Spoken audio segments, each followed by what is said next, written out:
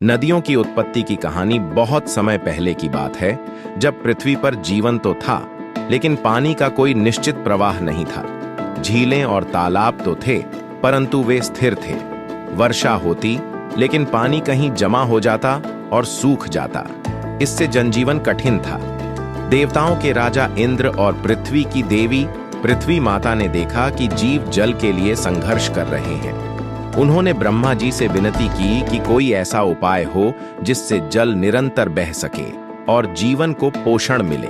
ब्रह्मा जी ध्यान में लीन हुए और उन्होंने धरती के हृदय में गंगा को उत्पन्न किया, एक दिव्य जलधारा जो स्वर्ग से पृथ्वी पर बहने को तैयार थी।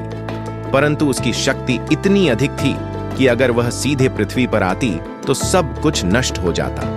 तब महादेव शिव ने अपनी जटाओं में गंगा को रोककर उसे धीरे धीरे पृथ्वी पर प्रवाहित किया। जैसे ही गंगा धरती पर आई, उसने मार्ग बनाना शुरू किया।